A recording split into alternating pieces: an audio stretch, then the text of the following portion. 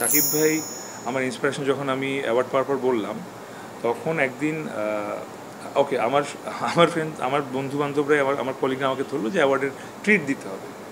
তো আমি বললাম ঠিক আছে, ওকে অ্যাওয়ার্ডের ট্রিট। তো অ্যাওয়ার্ডের ট্রিটের জন্য একদিন আমরা আড্ডায় বসলাম। তখন ওখানে চঞ্চল ভাই আমাকে বলছিল যে তুই যেহেতু তোর শাকিব ভাইকে দ্বারা ইন্সপায়ার্ড, তোকে আজকে আমি শাকিব খানের কাছে নিয়ে যাবো। আমি বললাম যে প্লিজ ভাই নিয়ে যান। যদিও শাকিব ভাইয়ের সাথে আমার আগে দেখা হয়েছে, বাট ওই দিন হুট করে এইভাবে র্যান্ডমলি দেখা হবে। সো তারপর ভাইয়াকে ফোন দিল। ভাইয়া যখন বললো যে এই তো অতীত তোমার সাথে দেখা করতে চাই ভাইজান, নিয়ে আসবো নাকি? তো ই ওয়াজ লাইক, তখন রাত মানে 12টা না 12:30 বাজে। তা আমি আপনার প্রশ্ন আসলে উনি নিশ্চয়ই বলবে যে আমি ঘুমাচ্ছি, বিরক্ত করো না আমাকে। But he was so nice. উনি বলছে হ্যাঁ হ্যাঁ অবশ্যই, এখনই আমার অফিসে চলে আসো। তারপর ওখানে আমরা সবাই গেলাম। আমি গেলাম, আমার সাথে সিয়াম, জোমান, শরীফুলরা, চঞ্চল ভাই, আমরা সবাই ছিল। সো সব একরকমভাবে হিরোদের একটা আড্ডা হলো, হিরোদের একটা ঈদ হলো।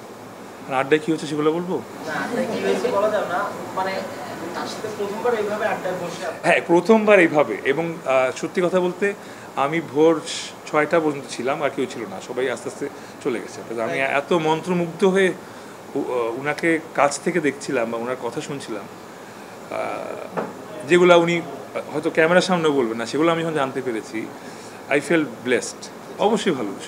এবং ভাইয়া হ্যাজ ইনভাইটেড আস যে মাই ডোর ইজ অলওয়েজ ওপেন, তোমরা নেক্সট কবে আবার আসবা বলো। সো পরবর্তী নেক্সট কটা প্ল্যান হয়েছিল, বাট যেটা হয় যে আসলে সবাই এত ব্যস্ত যে কারণে বসা হয়নি। ভাইয়া অত ব্যস্ত, ভাইয়া চলে গেল এখন বাইরে।